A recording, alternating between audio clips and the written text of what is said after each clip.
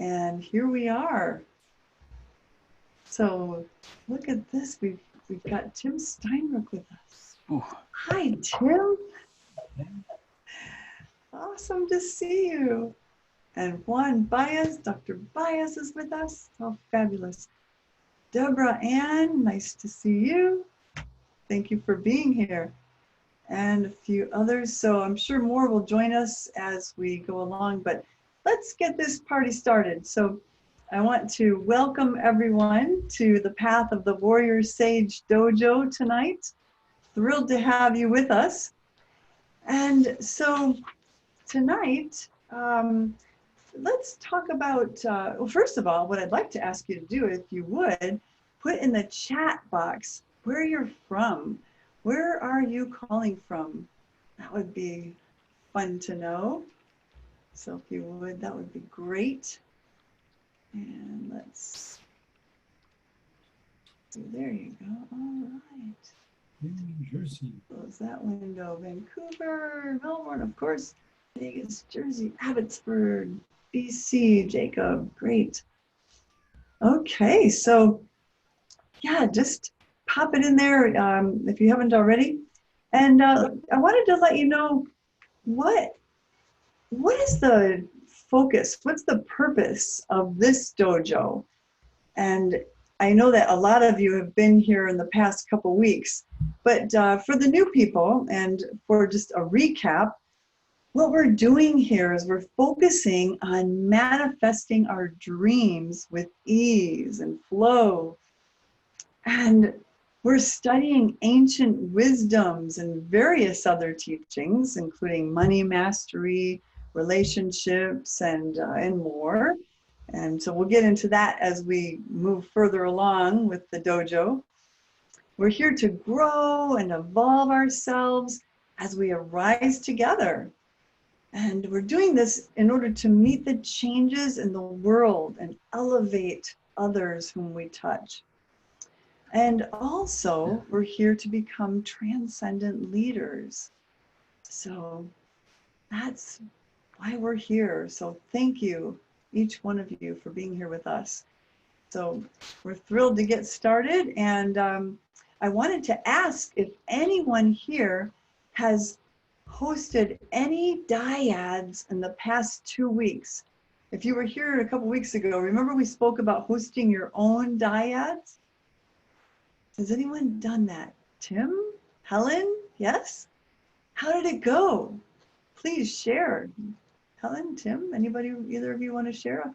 Just unmute yourself. Helen? I did a couple of them with my husband and he was blown away. He just said, this really works. So we've made a commitment to add them into as a weekly process because, yeah, I see them as a great relationship builder, clearing stuff. So that was a good result. That's beautiful. So happy to hear that. So that went well. And then Tim, please share. Yes. Yeah. So I mean, I use them all the time with my clients, just really to get to the core of what we need to talk about. You know, we'll get the subject matter, but then we'll do a dyad around it, and it just always filters and focuses in to what exactly the nugget is that we're supposed to work on. Beautiful.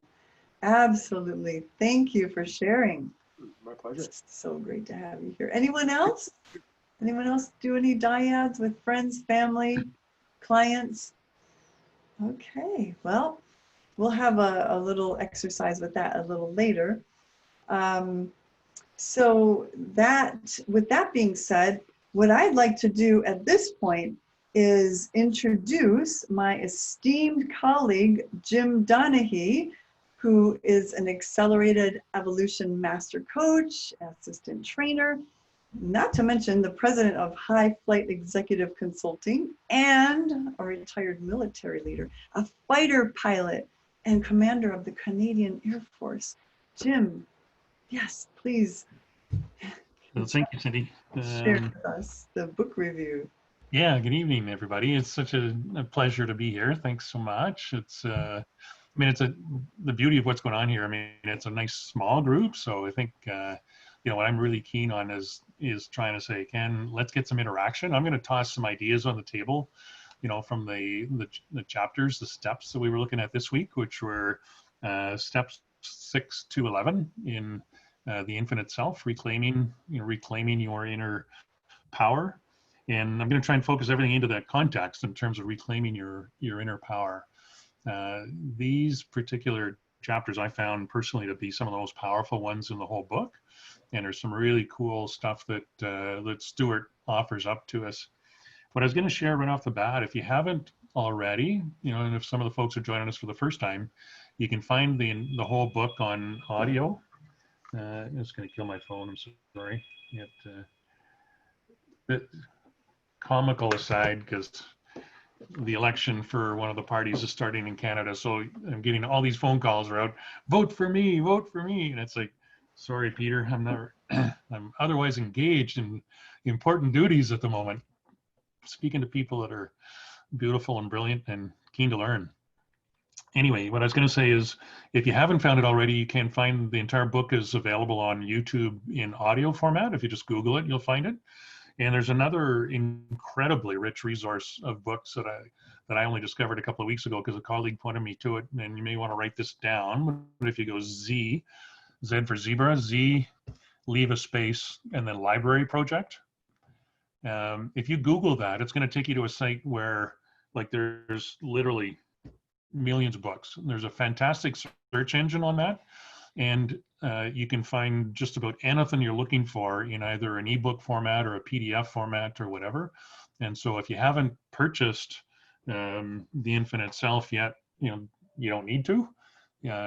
Every book on that site is free. You can just download them. So I'm kind of a book hog myself, so I love going there, and and I will put it in the chat. Thanks. It's extremely useful for doing any kind of research or grabbing books, be it novels or be it, subject matter specific to this kind of stuff. A number of Stuart Wilde's books are on that site, so you can grab them all for free and just read to your heart's content. So let's dive in. And what I'm keen to do, I'll throw out some thoughts, and it'll take maybe 25 minutes to a half hour max for this, but really looking to interact and hear what your thoughts are in terms of what popped for you as well. So we start with step 6, which is where we were kicking off tonight. And so I found that to be one of the most powerful steps in the entire book for me, because what Stewart is really talking about in that particular mini chapter is about the way, unintentionally, the way we are programmed. As we grow, the beliefs, the values, all of that stuff that's just kind of infused into us as we grow and experience life through our younger years, we end up with a set of very deep filters that, we're unconscious of. But they very, very much, shape the way we see the world. And how we see the world and how we interact with the world based on those filters that are in place is a big part of what ends up creating our reality. We are the creators of our own reality. There's no doubt about it. And so how we see things, how we react to things, the beliefs that we hold, all of those kinds of things have a big hand in defining the reality that we live throughout our lives.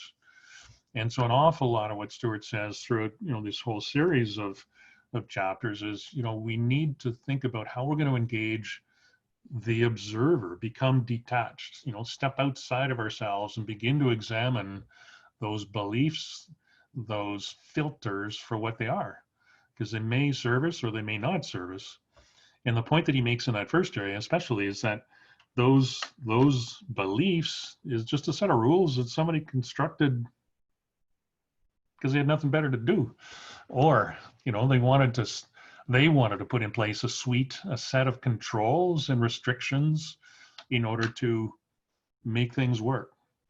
And we all know that, depending on where we grew up, we can each have an entirely different set of beliefs and values which are entirely appropriate and correct for us in terms of where we live and reside, but they could be totally out of context and totally wrong, if you get, beamed into another area where there's another entire set.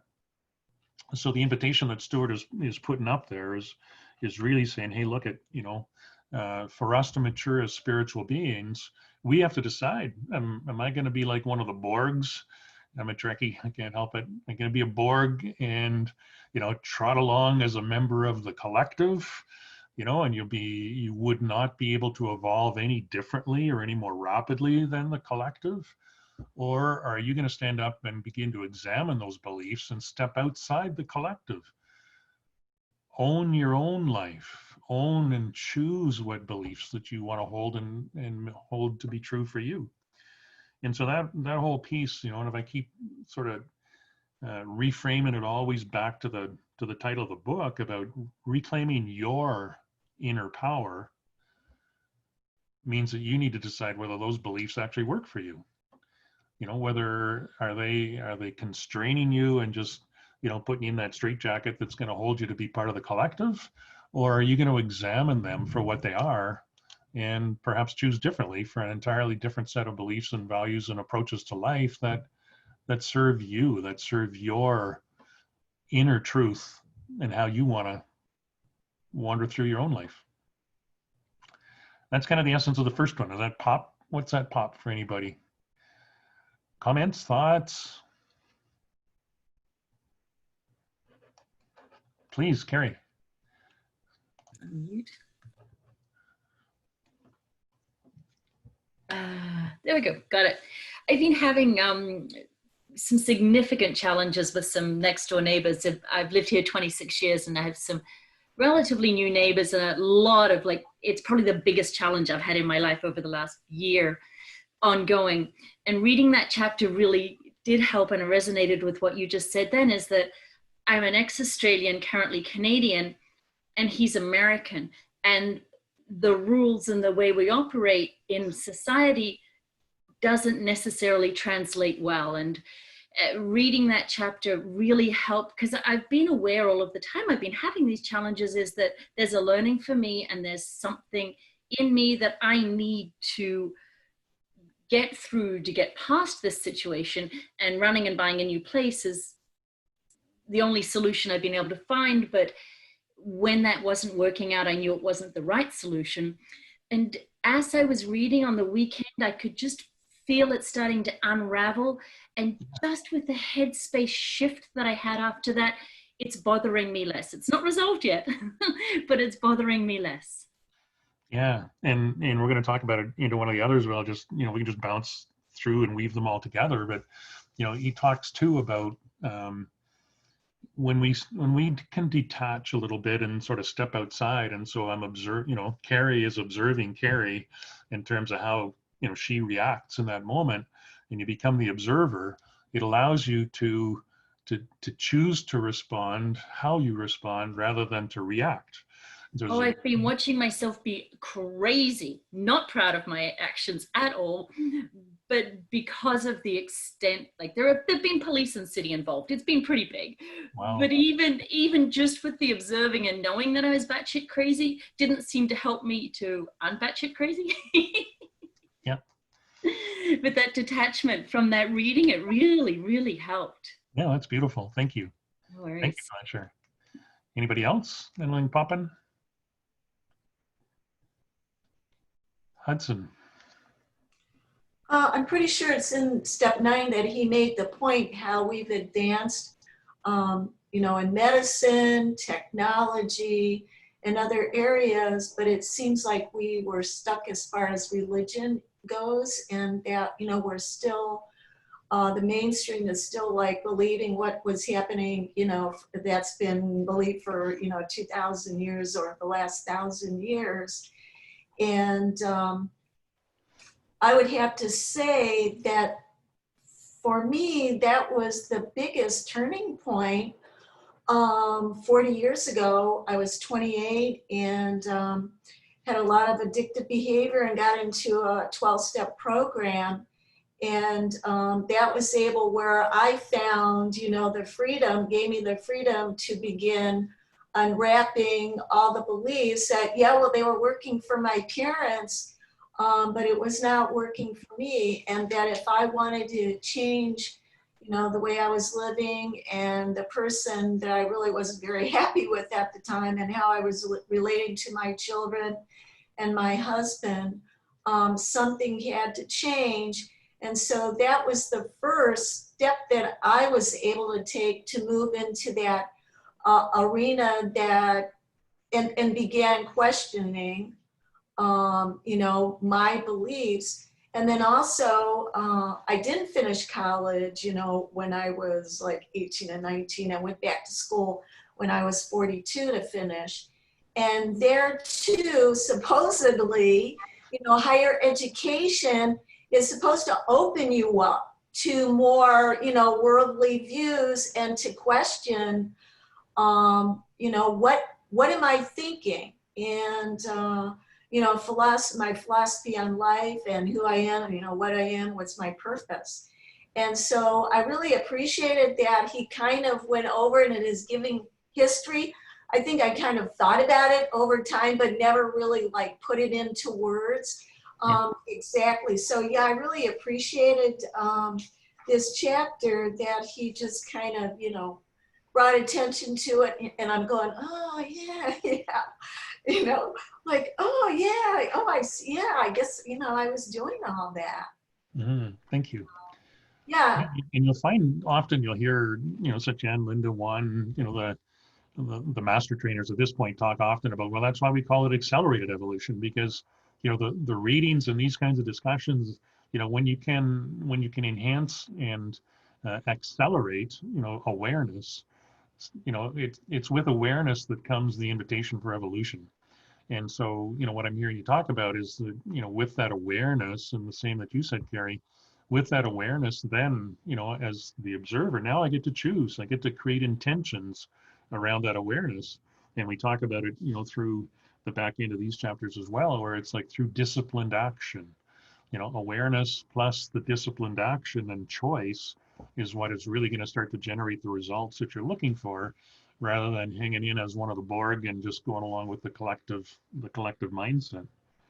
So the next, let's jump ahead then. And the next step, you know, step 7, he talks about the kind of the constant battle between ego and the inner self. And again, you know, a really, really beautiful chapter in terms of saying, look, you know, we are in spiritual beings existing in human form.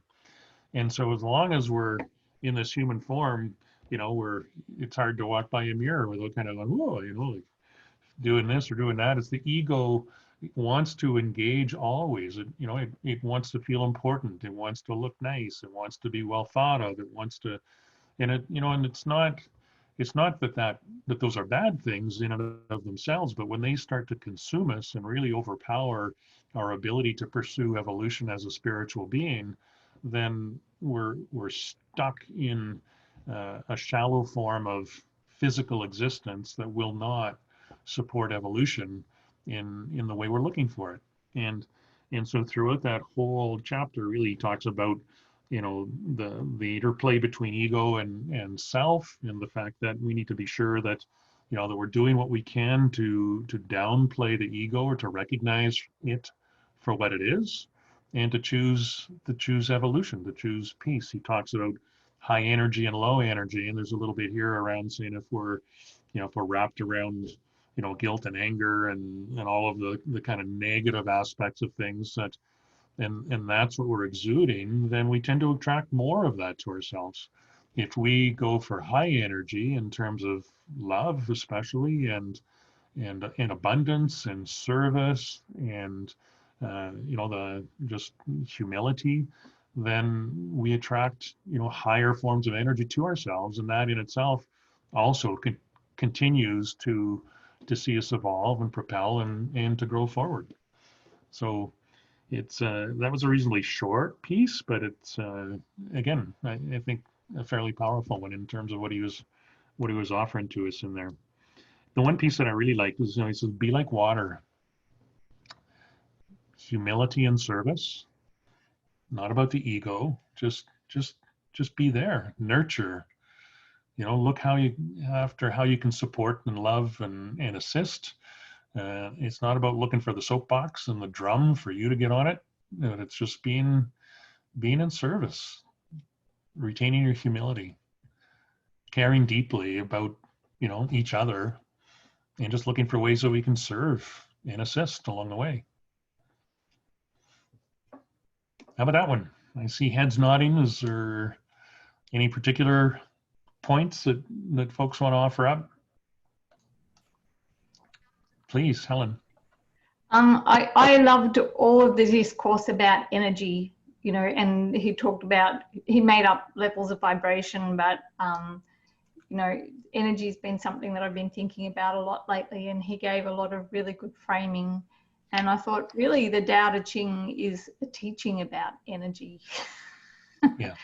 That was like my revelation was, that's what this is really, really about. Yeah. Yeah, there's one beautiful point in there too about saying we must become self-sufficient. We gotta become responsible for our own lives. We cannot expect that it's going to show up on a silver platter. We have to accept that we are the creators. In one of the earlier chapters, the concept of I am God. I'm responsible for what I create and experience during this physical lifetime. And so again, he's reinforcing that concept in this one. Step 8 was a nice little bite-sized comment, and just in terms of talking about the masters were supernatural because others were not, and saying he talks about Jesus or the Buddha or some of those folks, just in terms of saying they were brilliant, but part of the reason they were so brilliant was because of the disparity that existed between, let's say, common people, or even the little people as he called them in his writing there. But they were brilliant, but the brilliance that they demonstrated was really as much a relative difference as it was absolute in its nature. And the other point that's really beautiful throughout that he says, is that energy is never destroyed. It simply alters form. And so the energy that was involved with with Jesus or Buddha or with Jimi Hendrix or with any master of their trade still exists, even if they have passed on. And so when we in this physical lifetime try to pursue a craft or a trade or whatever it might be, that he really recommends that we engage, that we watch videos, that you read books, that you identify with the the individual who had that expertise that we wish to learn from and emulate. And the concept here is not to idolize those individuals, but to embody those skills, to find a way to say, that energy it's still here. It's not to be, it's to be admired, perhaps not revered, certainly not idolized, but it's present still. And the invitation there is to find a way to embody that energy and to become that, to feel that fully. And that's why you'll see in so many of the processes that accelerated evolution uses, we talk about, feel that fully, feel it, in the here and now, in this moment. And, if not tonight, perhaps one of the other nights for sure, either through the universal process or the DP4 process, this is exactly what he's talking about in terms of embodying a character trait, the skill sets, the mindset, the attitudes, the approaches that the masters had available to them. And that energy is still available to us. That potential is absolutely alive in us. And it's just a matter of awakening that and finding a way to connect with it. Thoughts? Anything popping? Yeah, Jim, for me, it's really, it's about, and I just finished teaching a full day at the recording school. So I'm working with engineers and producers. And we were talking about leadership today. And, to be a good leader, we need to be able to lead ourselves. And to lead ourselves, to take on some of these things that you're talking about. So I haven't read Stewart's book, but I have listened to his audio, 33 steps to the infinite self. Yep. And I think that's probably what you guys are working with by the sounds of it. It is, yes. Okay. I think he just sort of speaks freely on his audio book, but just the power of being able to step into the shoes of someone else gives you great learning. When you meet somebody who is powerful, to be able to step into their shoes and feel and see through their eyes. I mean, it's your version of it, but that energy exists and you feel it. But to actually physically have that experience or create that experience in your mind is a very, very possible thing, and it's very, very powerful. Mm-hmm. There's a few things that unfold, and you'll see again if you haven't experienced it already. In some of the processes, or we call a circular process, where you actually embody the other individual with respect to a certain challenge or issue that you're working perhaps. And if you truly take it the full distance and hold the belief that when all is said and done, we're all connected. And so what it actually does is allow me to fully embody that individual. And there's a lot of times when you get in the middle of something, and I mean, I may have a deep understanding and yet not wish to fully admit it to myself of what the other individual's perspective is. And so when we use this circular process, you let go of yourself and you fully embody that other individual, and you actually then you actually speak to that perspective, and there's no hiding that any longer. And it's like, okay, it's very, very powerful then in terms of accepting and truly allowing yourself to become aware of what that other perspective is in terms of what that challenge might be. And when it comes to the universal or the DP4, what you're actually doing is fully opening yourself to the knowing that those skills and those abilities absolutely reside within you. They're absolutely available to you. And it's just about stepping into that and moving forward with it. Because you swallow the green pill doesn't mean you're going to wake up in 5 minutes and be able to play like Chopin. But it does awaken within you the knowledge that you have that potential. Then you can just get on with it. That's the beauty of it. Step number 9 says, hey, look at power, that inner power that we want. It comes with and only through discipline, as we talked about briefly a moment ago. Power comes from clarity of intention and the discipline to execute. And within that, he talks about, again, sort of saying, look at our ability to achieve what we want in this world is our abilities are unlimited. The challenge is to make sure that we can suppress the ego and those human weaknesses that we talked about in that earlier step, and suppress that through the execution of discipline that keeps you focused on achieving the results that you want.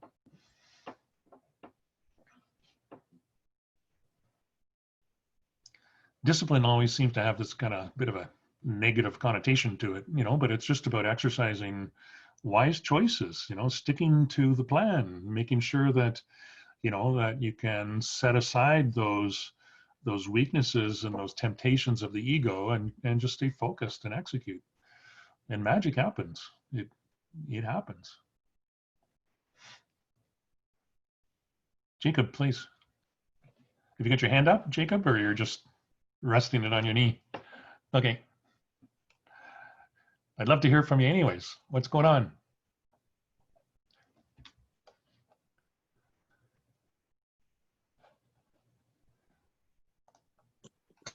Yeah, well, I mean, it's the book is just absolutely fantastic. I love everything that Stewart has to go through on these things, and it really does come down to our ability to have discipline. I love the exercise that he does in the book, where you get up in the morning and you just move the stones every day for 30 days or whatever he mentions in the book. Yeah. And finding that consistent discipline to find a tradition or a movement that you want to make on a daily basis has been it's been I wish I was more successful with it than I have been so far, but hopefully things change over the next little bit. Well, he does. I mean, he does talk too. Again, you know, there is no magic pill that just sort of says, oh, that's a great idea. I am that. And yes, I am that. But we are still human at the same time. And it's about absolving yourself. He talks about that in the chapters too, and say, look, there's going to be stumbles. I mean, we are in human form. There will be stumbles, and recognize that for what it is. It doesn't define you. It simply says, oh, I stubbed my toe on that one, and I'd rather not stub it again tomorrow. Let's just take another stab at this and continue to get better. And so often we look for, you know, in this world of immediate gratification and, you know, 100% progress, when, you know, progress is in fact 1% day over day over day over day. And to recognize that it's, you know, it's important to forgive ourselves and to just keep on keeping on, you know, with clear intentions, and just tighten up on the discipline as you come around on the next times. You know, one of the things that he talks about there, which is really key, and I think it's nice that you mentioned that, Jacob, thank you, on that exercise, is about serenity. You know, like, make space for yourself. Create quiet. Still the mind. Turn off the electronics. You know, the beauty of getting up early in the morning, and, you know, I did this morning, you know, rolled out and went for a walk. You know, there's a beautiful little ravine out in the back here, and I can get into the trees and just notice. It's so powerful when you can just turn off the noise and just take a few deep breaths and create space for yourself. And what starts to emerge, you know, the chatter that starts to emerge is all generated by the ego. And that's about, okay, well, how do I just turn that off? You know, no, not going there. And again, it takes persistence and it takes effort, it takes intention, but it will get better. And he talks very specifically about the physiological improvements that occur. You know, perhaps Juan can share even more about that later on, but the physiological benefits of meditation, just in terms of it reframes the physiology, even in terms of what's going on, in order to help you set a better mindset and clearer intentions and the ability to stick with it and continue to make progress. So step 10 was centering the mind. And again, you know, this really, he talks a lot about meditation and the nature of energy and brain waves in that one. So it's, you know, it's worth a read from that regard. I'm not going to dive into that stuff a great deal, but, you know, the one point that he makes there, which, you know, is really what we've talked about already, is that without discipline, which is step 9, and without centering the mind, again, which is about creating serenity and quiet, then your chances of success are basically zero. Is, you know, he goes so far as to say that. And so, again, I think what he's really doing here is holding out the hammer and saying, look, okay, discipline is key. And that doesn't mean we get the straps out and, you know, we're spending time in a corner like I did as a kid often, but we're making sure that that I'm sticking with the plan. You know, I've spent some time through serenity and quiet to even begin to understand, what does that little voice, you know, what does that, in terms of reclaiming my inner power, what does that inner voice actually say to me? Because we never make time to listen to it. It's so drowned out and it's so buried in those beliefs and filters and the other things that we've talked about, that it's completely overshadowed. It's encased. And so that's the whole secret around serenity and quiet, is to allow that voice to actually be heard, to begin to recognize that voice as your inner power, and to see what it holds for you in terms of what's really meant for you during this physical journey. Anything popping on that one? Hudson. Depending on what the day is, I have several different forms of meditation that I use. And I thought that, well, I was weird because I, you know, tried sitting very quietly. There's no way I can sit in the lotus position. I just can't do it.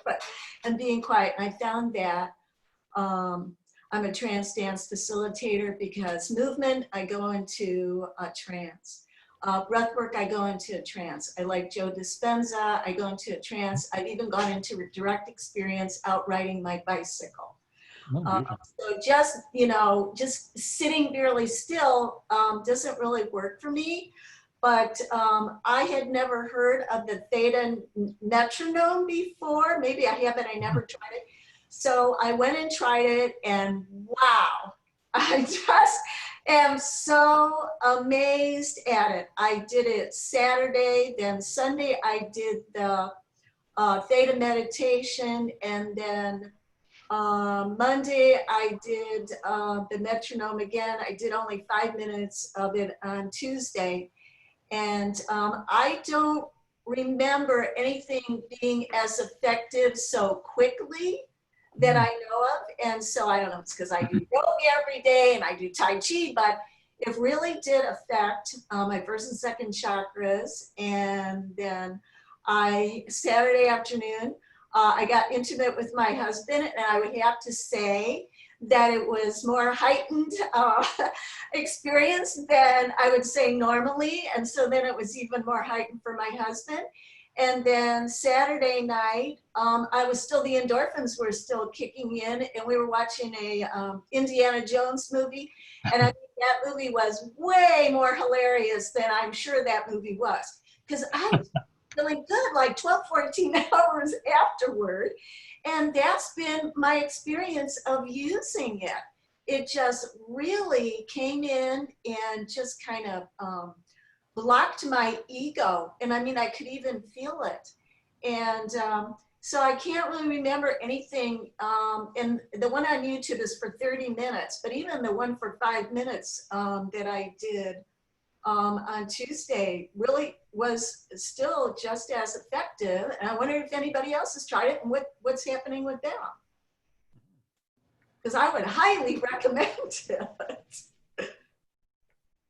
I haven't tried it yet. I'm going to look it up because you can actually get some apps out of the like iTunes and that kind of stuff for the metronomes, and just set the frequency for whatever you need. But it certainly sounds, from what you described, like it's worth trying. That's for sure. So I use the metronome every day. I haven't heard of this theta metronome, so I'm very interested to check this out. But that's one of my 4 foundational disciplines that I do every day, and have been doing for almost 500 days in a row, is to use the metronome. Gosh. And to breathe for 5 minutes. And it only takes 5 minutes, and there's just so much centering that happens from creating that island of stillness where the mind is still. It's just 5 minutes, but it's incredibly, incredibly effective in centering my whole day. So that's one of the things that I do every day. Is I just want to share with you that now that I'm sitting here 500 days later or more, I don't know exactly, I have to check my calendar, but it's around 500 days. Now that I'm sitting here at this point where I've done that every day, there's manifestations that are taking place in my life of things that I want, goals that I want to achieve, that are coming to me with an ease and a grace that I've never seen before. So it's highly effective to do that, use that metronome. But even more than that, whatever it is that you do, whatever discipline that it is that you do, if you do it every day and you commit to that every day, that's part of your routine, the mind no longer controls your life. You are in control, and the mind is just simply there working with you. Yeah. Beautiful. Yeah. Thanks, Tim. Yeah. Thank you. And thanks to Hudson, because the one thing he said, and I didn't want to overplay the serenity and the quiet piece, but what he does say in that chapter very, very pointedly is, meditate in your own disciplined way, and it's fun that, as we've heard a couple of different methods here already, just try some different ways and see what works for you. And when you start to get that, that impact and that effect that really serves you, then hone in on it and sharpen it and stick with it. But meditate in your own disciplined way. Okay, and the last one was chapter 11, step 11 for what we're finishing off with tonight. Again, is believing that you already are the power. And I think what we're seeing, you know, even through the 11 chapters or steps to this point is, you know, you are God. You are creating your own reality. It's these filters and these beliefs. And as we start to realize that, you know, that we are way more in control than we might have otherwise believed, that it's the choices that we make day to day that are creating this reality. And when I start to see my beliefs for what they are, and I can, so you know what, that's not serving me the way I want. Let's get rid of that one. Let's choose wisely, but choose differently, choose actively, you know, be in control. And so, you know, that's really what it's about. And so he speaks about the near-death tube a little bit in this front, which is a very common, you know, when you read of stories of folks that have had near-death experiences in terms of coming back and, you know, seeing the light and seeing the purity and seeing the love that is present on the other side, you know, which is absolutely free of emotion. It's absolutely free of judgment. And when we can begin to understand that that's actually who we are, albeit we're, you know, wrapped up in this physical form at the moment, that we already are that solution, you know. And so it's about owning that belief and stepping into that belief more fully. And that's effectively what goes on through what's the balance here, 22 other steps, I guess, as we're going to work through that. So, you know, and what he really starts to lean into next, for I'll go into at the next session, is the principles, and starting to say, okay, like with this sort of fundamental understanding in terms of, you know, how to move forward, what are the principles that I really need to start wrapping my practices around in order to grow the distance. And that's where we're headed over the next several weeks with the balance of the book and the rest of the teaching and practices that we're going to learn. Any final thoughts or anything that perhaps someone picked out that I didn't touch on as we covered today's sections? Don't all speak at once. Now, come on. All right. Well, thank you. Cindy, I'll turn it back to you and drive on. Well, alrighty then. So here we go. Next, what we'd like to do is some dyads. We'd like to do the breakout rooms like we did in the last call. And this will be where we actually communicate with each other one-on-one, and we'll actually give a very specific command. So I wanted to just go over what is a dyad, just briefly, for anyone here who is new. Just a brief review of a dyad, which means the power of two. And just for review, if you are the listening partner is going to actually watch and see if the speaking partner is ready. So you're going to, as the listening partner, you're going to see if the speaking partner is ready to receive the instructions. So when the partner is ready, you make eye contact with them and you give your instruction in a very clear, direct way. And so you're going to always keep your eyes open and keep your attention on your partner at all times. And even if the other person's eyes are closed, it doesn't matter. You keep your attention on that person at all times, no matter what. Okay? So what we're doing in a dyad is we're listening without judgment. We don't evaluate anything the other person's saying. We just intend to fully understand what they're saying. And as soon as we understand them, and as soon as they're finished speaking, that's when we say, thank you. And that's it. That's all we say is thank you in a very clear, direct manner. We just absolutely refrain from asking any questions or making any comments about what our partner is saying. Avoid making any facial or, body gestures. And we don't want to send any messages to our partner. Just want to be open and non-judgmental. And if we don't understand them, we will not say thank you. We'll ask them to clarify that. If we can't hear them well enough, we'll ask them to say it again. And if the person is just kind of going on and on and on, then what do we say is summarize that.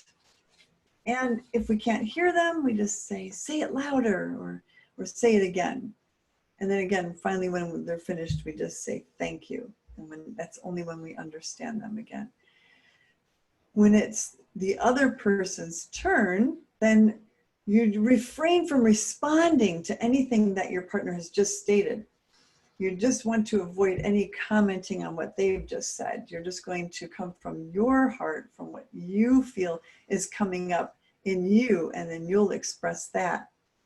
So you make eye contact, and then you give the instruction, and then we'll go from there. So what we're going to do is just a quick sample of this, and perhaps I could enlist Juan Baez to do just a quick sample of how the dyad format works, okay? So I'm going to start, and Juan will be my partner. So what we'll do is we'll establish eye contact, and I'll say, the actual command is going to be, tell me a win, insight, or learning you've had. And this is in reference to the previous chapters that we just studied, the chapters, steps 6 through 11. So tell me a win, insight, or learning you've had. So I'm going to say aloud what should happen. So I listen to her. First, I establish contact, obviously. Then I listen to her instruction. Then I receive it.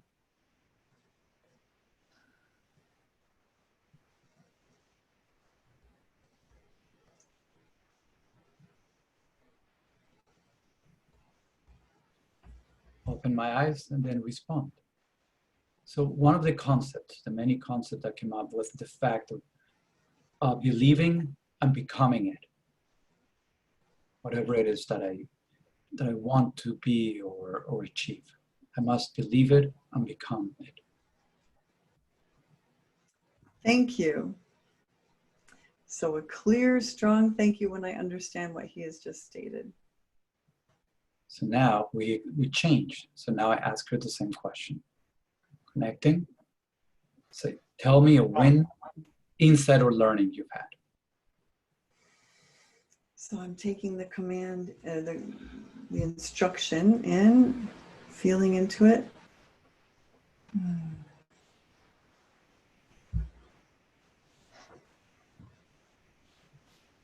Okay.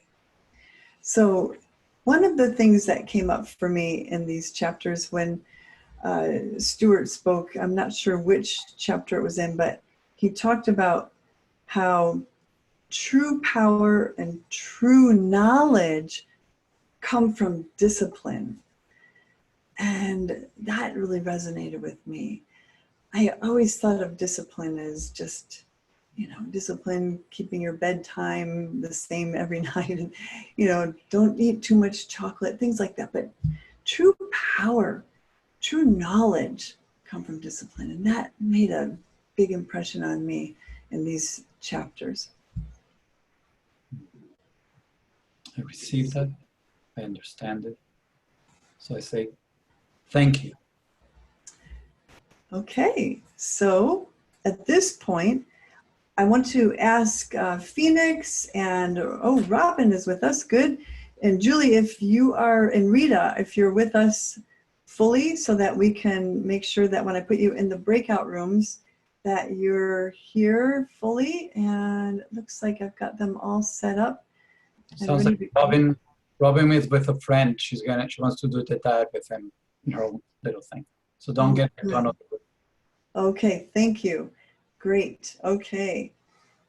Very good. Okay, so I'm going to open the rooms, and then you'll have 10 minutes. And what you'll do is you'll give the person with the shortest hair is going to go first. And that means you'll give the instruction. And then, Helen, you're funny. And then you'll go back and forth for 10 minutes. And then you'll have a 1 minute warning. And that will bring you back into the room after you'll see the 60-second warning that will come up automatically. And then that'll tell you that you've got just 1 minute to finish, and then allow yourself to complete and come back into the main meeting room here. Okay? Do you have any questions, anyone? No questions? Okay. So let's get started. I'll time everyone, and here we go. Okay? Click on your breakout room and head into the rooms. I'm going to time everyone. Start that. Robin's in her own room. Julie. It's happening. Okay, good. And Jacob had 2 cameras on, so I actually put both of his cameras in the same room, so he should be in there. And Robin is doing her own thing, so perfect. Thank you. It was good. Great. Very good, Jim. Great job, Jim. Thank you so much. That was beautiful. Down to earth, practical. Good. Oh, okay. Julie. Uh-oh. Oh, she's helping somebody, I guess.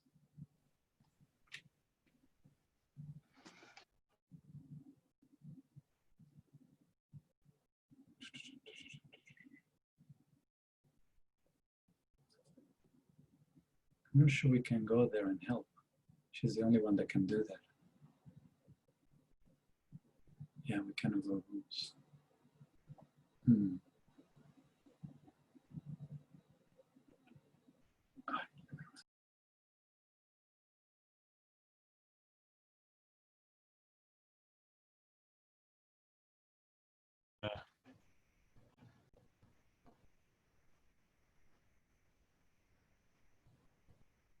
You're muted, Cindy. Julia's partner left, so I was wondering if I could pop either you or Juan into Julia's room with her. Yeah, sure. Could you see if I can orchestrate that? Okay, Julia. Oh, it looks like Deborah's alone. I'm going to put Deborah in Julia's room because she looks like she's alone. Never mind. Let's see, move her to breakout room 4 and see if that works. Not yet joined. Oh, good. Oh, good. Okay. Looked like that worked.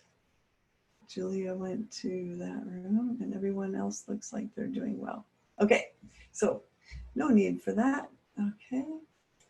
Great. So I've got the timer going.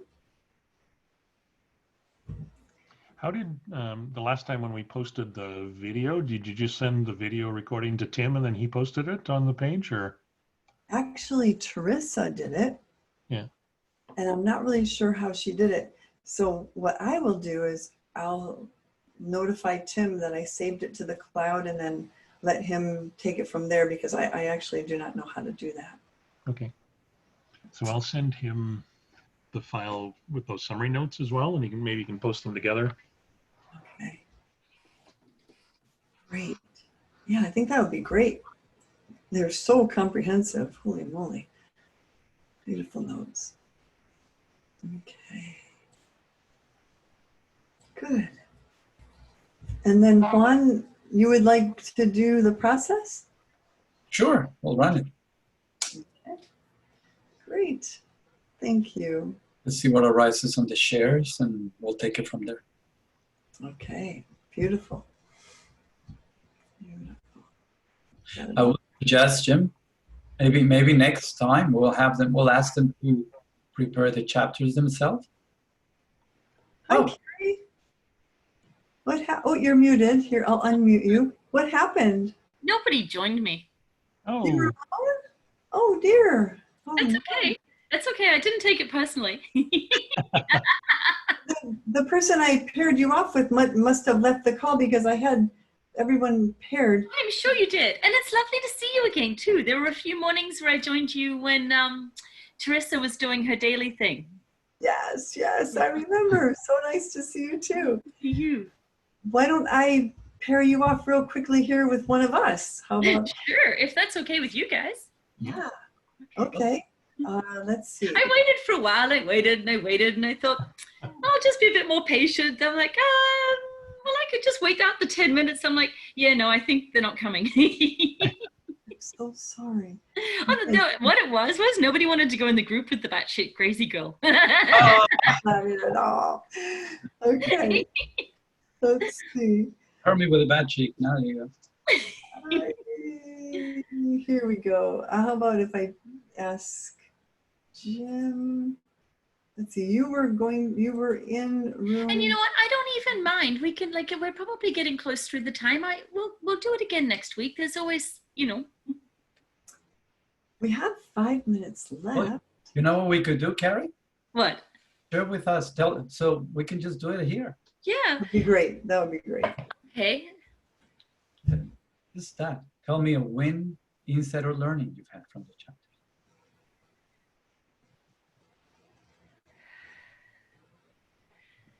It really helped to remind me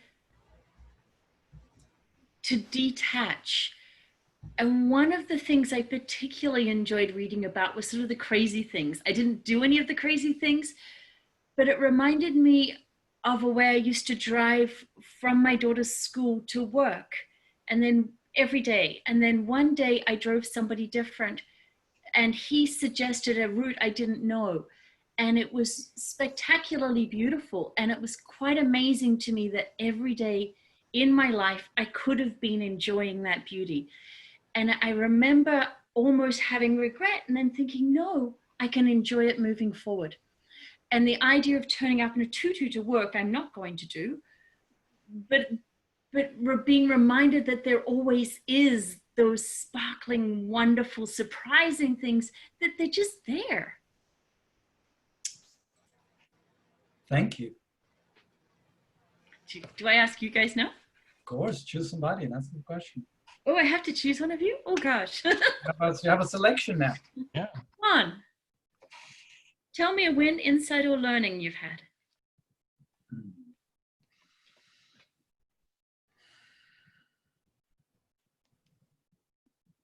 For me, the work with this book is claiming myself.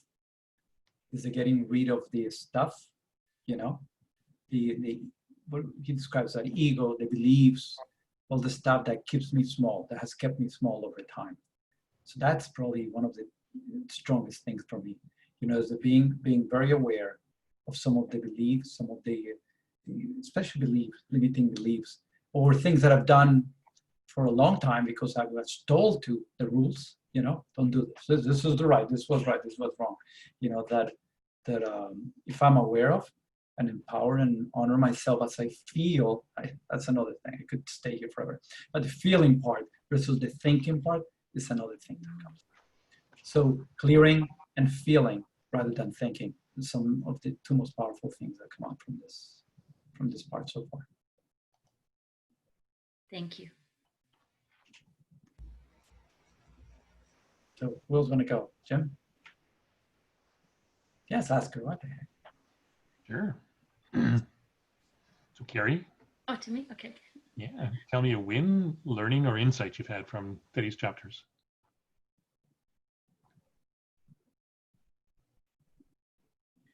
One thing that does scare me sometimes is this whole idea of the discipline.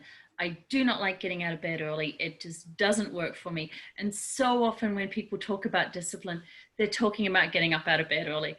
And just something in that book speaks to me in a different way. I guess it's the limiting belief combination with the discipline. It's like, I don't have to get up early. I can keep doing what I'm doing. I just need to really make sure that I follow through and do those things that support me to feel better.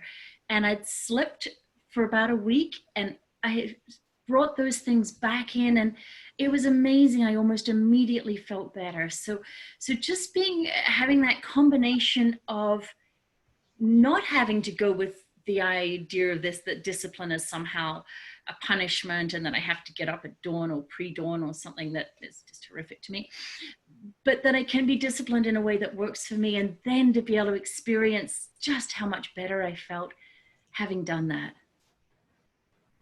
Thank you. Could you summarize that? Yeah. Discipline doesn't have to be punishment. I can find a way to make it work for me and still commit to myself to follow through on what's important for me to feel better, and then enjoy the feeling better and the accomplishment that comes from that. Beautiful. Thank you. My pleasure. Thank you for asking me to clarify it. We have 15 more seconds till everybody rejoins the main room. Thank you. Thank you. And Cindy, also thank you. My little sister, Paula Smithies, thank you. I think you communicated with her sometimes, so thank you. Oh, my pleasure. How beautiful. Oh, here comes everybody. Okay, great. Welcome back, everyone. Good. So how was that? Let's take some shares. Anybody want to share what happened, or some insight, learning, a win? Come on. Oh, good. Deborah Ann. I just wanted to say thank you very much, because this is the first time I've connected with a group in many years. I've been agoraphobic, and I'm an artist, and I've been like an urban monk for years and years and years. But yeah, it's a win for me. It's a major win to connect with this group, and I really appreciate you all being here. Thank you. We appreciate you being here. I'm so glad you joined us this evening. Thank you. Thank you. Good, good. Anyone else would like to share a win, learning, or insight? Come on. I can talk about it for a bit. Sure, Jacob, and then we'll go to Tina after. You know, one of the nice things that I've really enjoyed about diving deep into the teachings that Stuart Wilde talks about in his books is the ability to start perceiving what he says in your day-to-day life almost immediately afterwards, and having the language necessary to perceive these things, to be able to think about them. If people aren't familiar with it, there's the idea called the superior Whorf hypothesis that basically says that the language that you speak informs your ability to think, and the tie in between thinking and speaking. But anyway, just thank you so much to everybody for the opportunity to discuss this and to go deep into it. Thank you. Thank you, Jacob. Beautiful. Tina, did you want to share? I saw your hand go up. Sure, just very quick and very basic, but I love that even when you're doing, like, how much you can learn from your partner. Any specifics, any details you wanted to share? No? Okay. Well, thank you for sharing that. Anyone else? We've got some time here, a little bit more time. No one else? Last call. Oh, good. Julia and Jared. I don't know who went first, but Jared, you could. Okay. Sure. Hi, Jared. Hey. Yeah, one of the things that came up for me was around the chapter on discipline and the power of discipline, and I was just reflecting on how for a long time, probably like 5 to 8 years of doing personal development work, I was always chasing the peak experiences. And then when I started to work with psychedelics, I'd always be chasing like the peak experiences to help me move my my life forward. And I'd have big breakthroughs, but it never seemed to be really consistent. And then I'd be chasing the next thing and spending more money. And so I think one of my biggest wins over the last year and a half probably has been really finally listening to all the wisdom that had been spoken to me many times, which is like you need to have like that I need to have a daily practice. And daily disciplines has been one of the probably the most liberating, powerful things I've ever experienced so far. And so I definitely noticed a huge shift, and the AAE processes has been a part of that as well. But yeah, that was just something I was reflecting on, just how for so long I heard, oh yeah, discipline, but I kept chasing the big peak experiences, transformational experiences, but really I found so much more value in just the simple daily disciplines. Thank you. Beautiful. Beautiful. Okay. And Julia, would you like to share? Yeah, thank you. And I have not read the book, so full disclosure.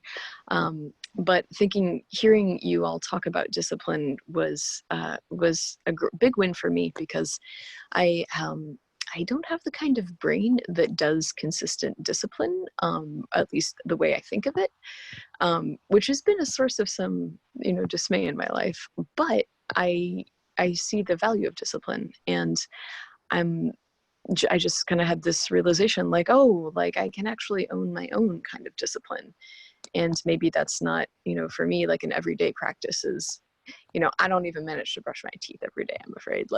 But like I am getting better at, picking the ball back up when I drop it for whatever reason. So for me, a discipline would include the space to go away and then just pick it back up and be like, right, we're doing this half the time, and that is my discipline. So Beautiful. like that. Thank you. Appreciate your sharing. Awesome. Okay. If there is anyone else, or if there's not anyone else, let's see. Feeling you too, playing with that discipline. Good. Okay. Appreciate you using the chat box too. So at this point, what we would like to do is I would like to introduce Dr. Juan Baez, because from here until the end, we'd like to do a process. And so Dr. Baez is an infectious disease specialist, a physician, and also a master coach with Accelerated Evolution and a trainer. So welcome, Juan Baez. Thank you. Thank you, Cindy. You can just call me Juan, and I'm just here just as Juan. So I think that reminds me, we're all masters at play. Remember, this is not about us just teaching. Yes, we're leading the little space for all of us, but the intention is for each of us to review the chapters, right? And then here, come and discuss whatever we learned from it, okay? And how do we support each other to elevate ourselves, whatever it is that we do. Yeah, I could be a doctor right now, but I'm sure you all have a mastery in your own life to do incredible things. You were sharing with us, you do yoga and you do all kind of incredible things. That's all mastery. That's all great. And the idea is just to grow and to grow our beauty, our power, and then share it with others, right? That's the intention here. I'll share 3 or 4 things that I learned as practices from these chapters that I hope you keep in mind. 1, in chapter 6, it says, invent ways to break up from your space, right? So do crazy things. Something that's different from what you normally do, right? That's one of the practices. And the other one is what?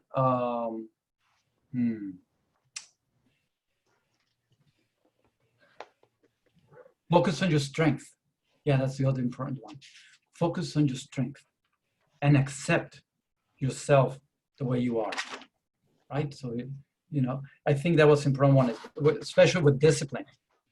For those that think that discipline is just do this and do it this way and do what, no, it's about yourself. It's about listening to yourself and then creating your own time and space to nurture yourself, and whatever rule that you think that you cannot because of whatever, you work on it at your own time. Do whatever it takes for you to do whatever you want to do with yourself, and you're the one that defines your terms. Remember, it's not about anybody else telling you this is how you have to do it, right? Of course, align with the master's energy and use it. Serenity, meditation, establish order in your life. This one I love, observe rather than react. Observe rather than react. And the last one that always impacted me, all of them do, but believe and become it. You know, believe in whatever it is that you want. Whatever it is you want something, just know that you have it already, which is what we alluded to, and just behave as if already done. So, since one of the issues that came up from this chat was discipline as an issue, we're going to run a process. It's called the 10-finger process. And essentially what we do is an alternating method. We use the fingers to count how we're doing. So I'm going to teach you so you can learn how to do it on your own. So we're going to use discipline as the basics for this process. So on the right side, we're going to talk about what we're going to feel what discipline is. On the left side, we're going to feel into a challenge that we have regarding discipline. So a challenge we have regarding discipline on the left side, and discipline, and then on the right side, we're going to feel what discipline is for us. And just, you could feel yourself just displaying discipline, you know, in this context, on the context of, you know, making yourself greater, allowing your inner beauty, yourself, to magnify. Okay, so whatever that is for you, that's the beauty of this. I don't have to tell you what that is. And we're going to use each finger at a time. So we're going to start with pinky. You could put it on your thigh or on the desk, whatever you are in front. Let's say the border of my screen here is my thigh, so I'm going to put it here.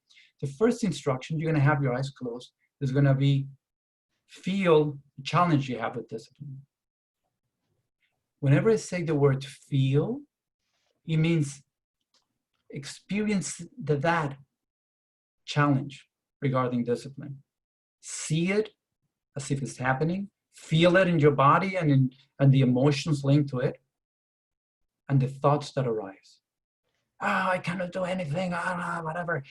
Whatever it is for you, feel that fully. Then I'm going to ask you to use your left pinky, the right pinky, sorry, this is my right. Okay, and we're going to let all this other stuff go on. Then I'm going to ask you, feel discipline fully.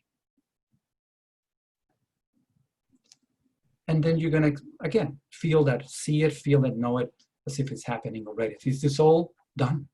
We're going to do back and forth until we reach thumbs, and we're done. After that is complete, we're going to figure out what are we more aware of. Fair enough? I'll guide you through this. You don't have to worry about it. So let's just sit comfy. I see a thumbs up. Very good. Sit comfortable. Close your eyes. Ground yourself. Feel your feet touching the floor, the ground, whatever you have them. Maybe the couch. Extend the pinky of your left hand. And I want you to feel the challenge you have with discipline. See it, feel it, know it fully. Magnify, intensify. If it's a thought, beat yourself over it. If it's a body reaction, feel it fully.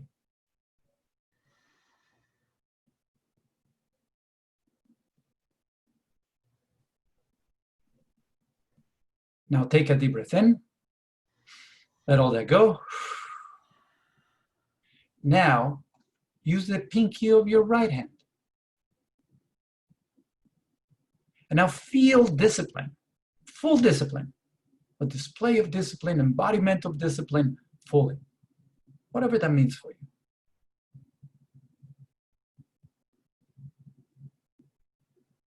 Magnify this.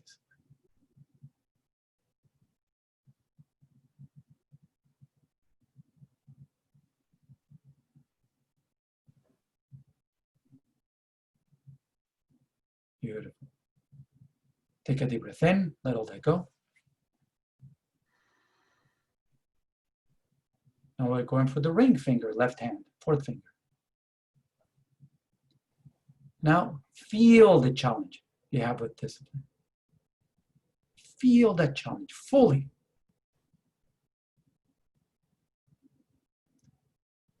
Magnified, intensified.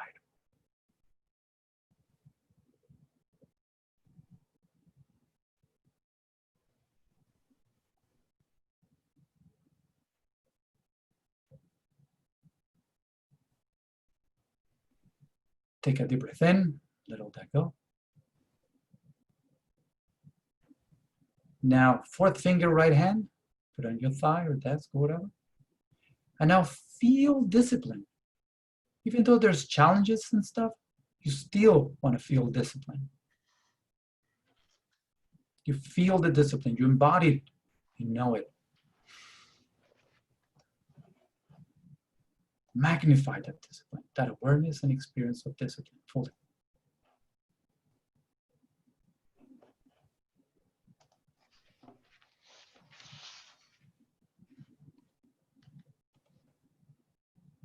Take a deep breath in, let all that go.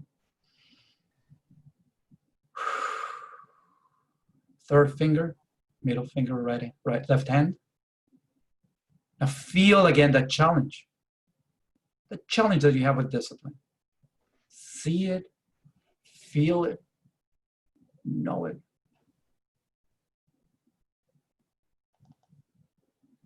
Magnify, intensify.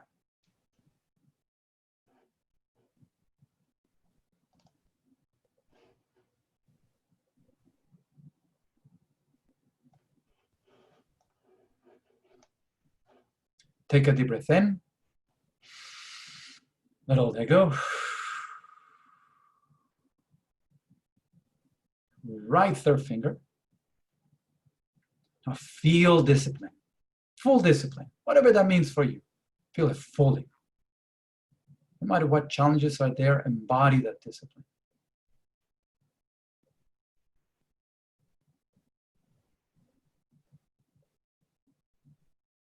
See it all done, practicing it.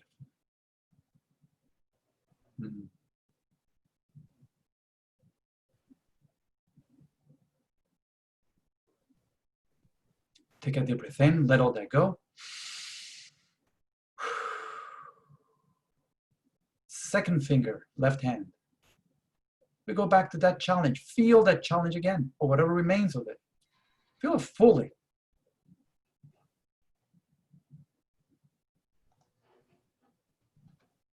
Challenge for discipline.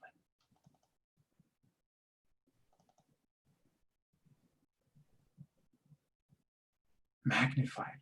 Make it even worse than what it is.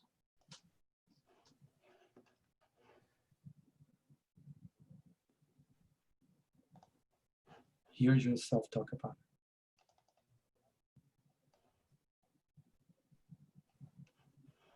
Take a deep breath in. Let all that go. Now, second finger, index finger, right hand. Feel disciplined, fully.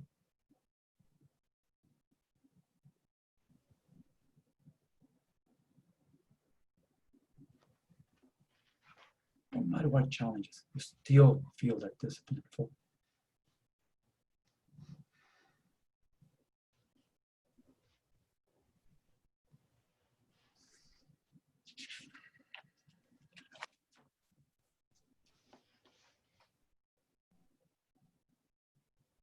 Take a deep breath in. Let all that go. Doing well. Left thumb. Feel the challenge you have with discipline, or whatever may remains of it. Feel it fully. Grab it. Magnify it. Intensify it. Thoughts, images, body sensations, emotions.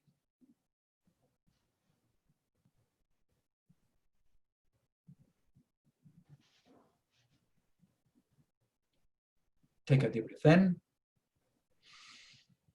Let all that go. Finally, right hand, thumb. Feel yourself embodying discipline, no matter what challenges there be.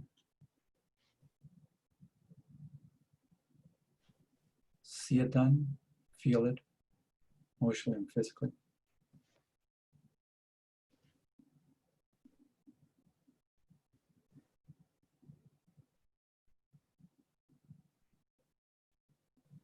Take a deep breath in. Let all that go. And now, I want you to ask this question in your head.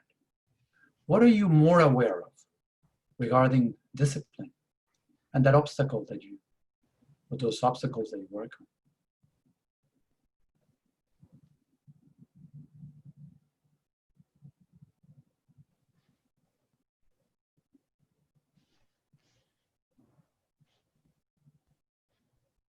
What is your new narrative about discipline or the challenges that you've had with discipline?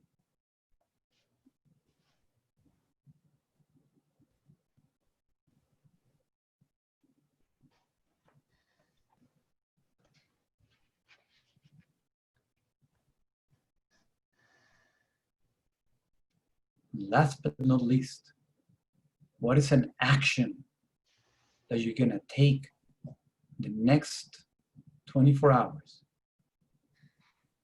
to make sure that this awareness, whatever you're aware of, really sinks and stay with you? It's not just a happy moment, quick awareness. You just really nail it. From this place, this is an action that I'm going to take to embody this sense of discipline.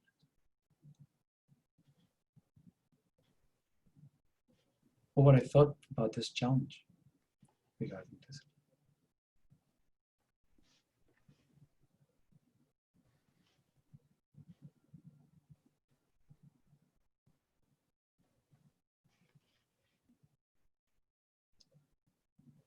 Beautiful. Now I want you to take a deep breath in. Let all that go. Open your eyes. And I'd like to hear some shares. What are you more aware of regarding discipline or your challenge regarding?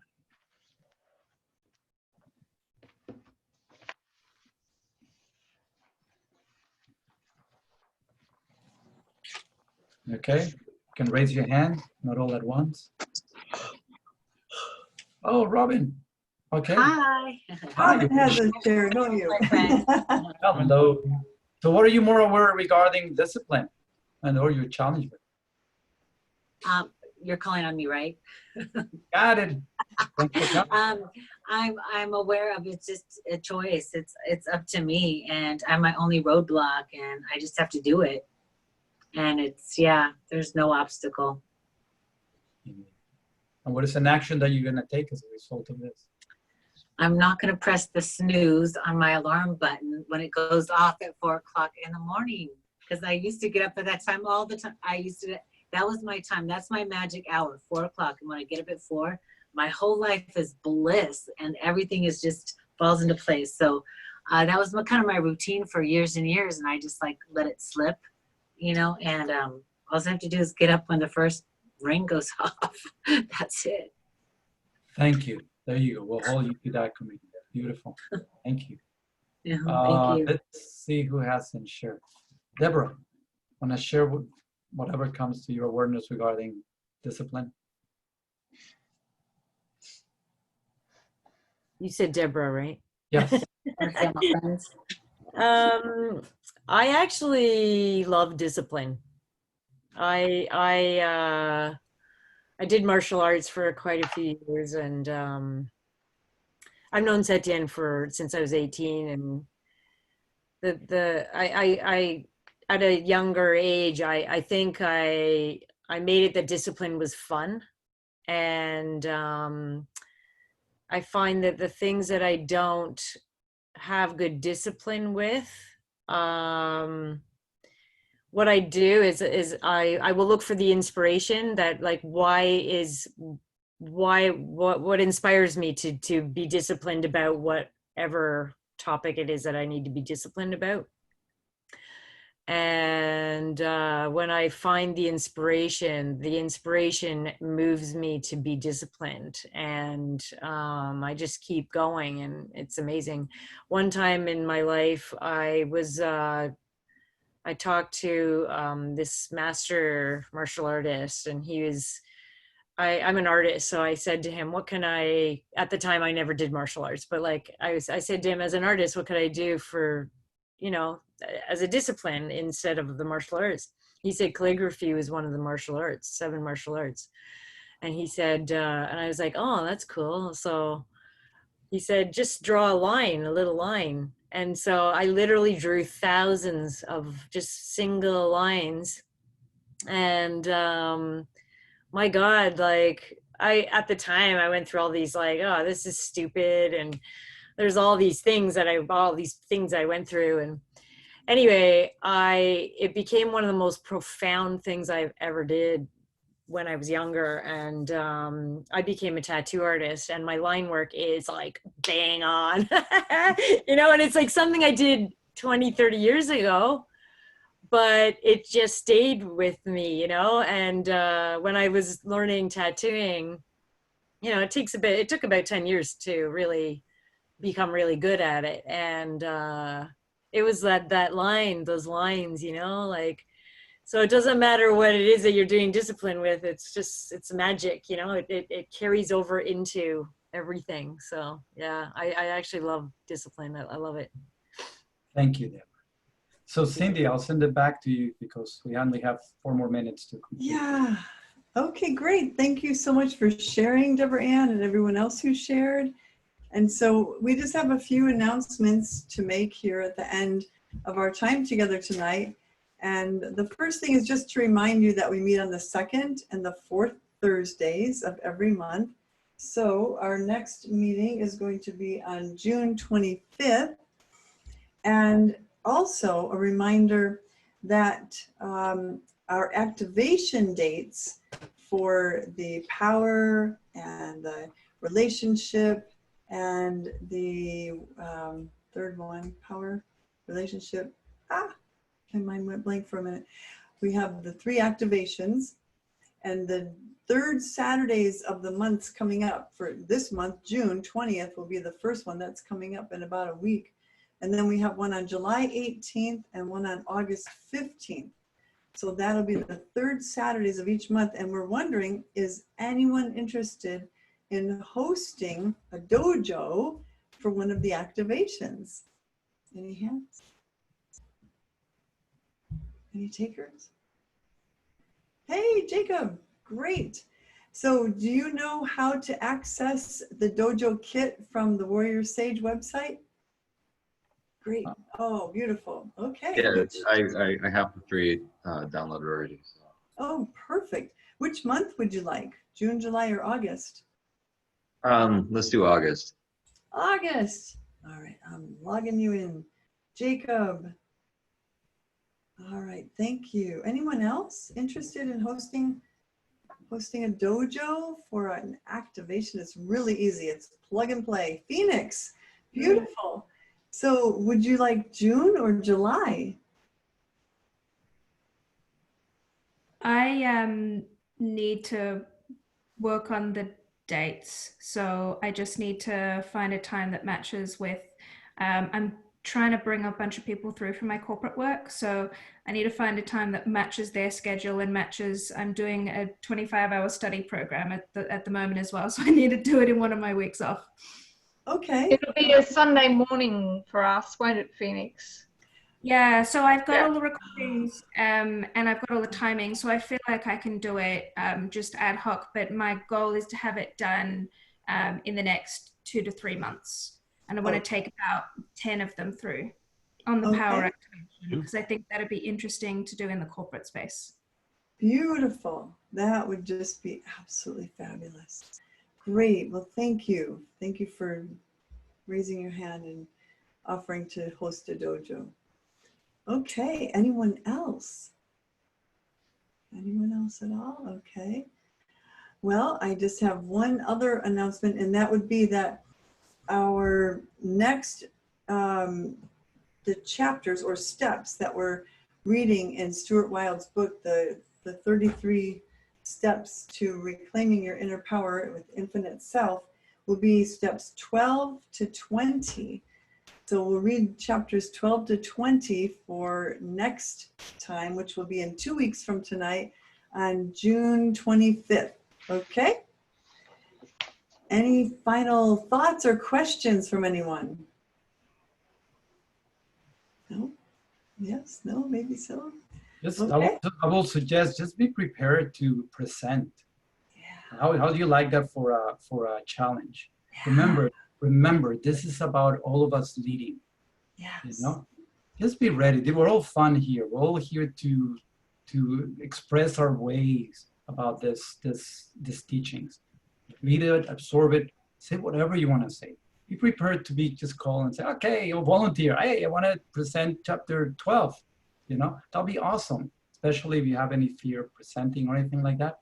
That'll be a really cool opportunity. My suggestion, if you don't want to, don't feel pressed yet, you know, but really this is the space to share, to step up, to work on those kinks that you have regarding, you know, leadership. So I invite you to be ready to prepare a chapter and step up in case we forget. You know, we're gonna come here ready to talk and present it.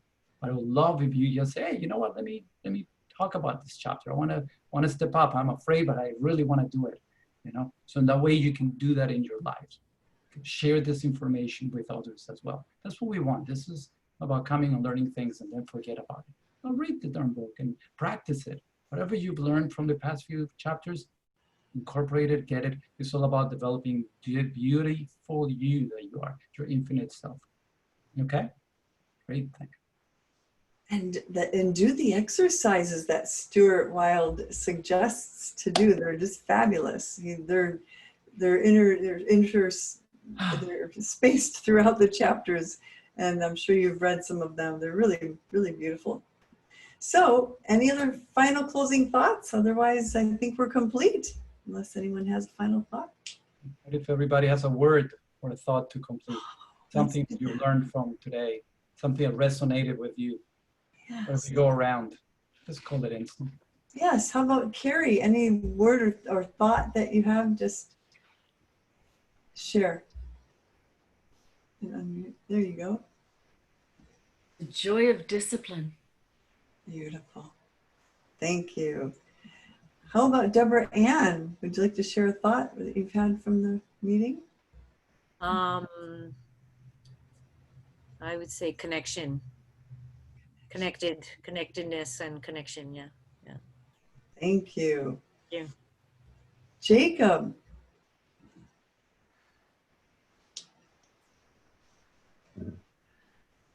Yeah, the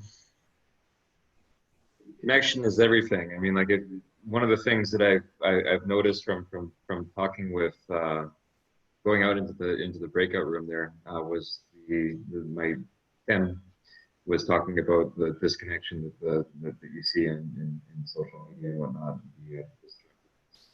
That if we can bring more connection into society through our interactions on a day-to-day basis with people around us, the deeper level connecting, that every instance of this would be a benefit for everybody. And so doing this kind of work is just it's good for society in general, and just good for ourselves as well. Thank you. Appreciate your share. How about Hudson? Would you like to share a thought? Power of possibilities. Thank you. Beautiful. Okay, Jared. We are the power. We are the power. Oh. Awesome. Thank you. Helen. Fearless discipline. Thank you very much. Wonderful. Robin, would you like to unmute and share a thought? Yes, and I've been doing the Audible, so it's a little bit different, but arranged differently. But what hit me not only was the discipline, but the teachers, like, and you know, where he said he had 50 assholes as teachers or something like that, and they were free. And so, anyways, I don't know. That just like kind of hit the spot with me the last couple of weeks, and yeah, I enjoyed that a lot. Resonated. Beautiful. Thank you. Okay, Julia, would you like to share? Yeah, the word that strikes me from that I've taken away is pure-hearted devotion. Oh my, thank you. Phoenix. My word is rest. I think especially with the discipline, but a lot of the chapters is almost letting go into, and I think that leads to a lot of grace. Love it. Thank you. And Rita. So after the exercise, what came up for me in terms of discipline was choice. And then I started to question it. And then when Robin spoke, she talked about it. It's a choice. And I thought, oh, this is the universe speaking to me. So my word is choice. And I see that we're all so connected.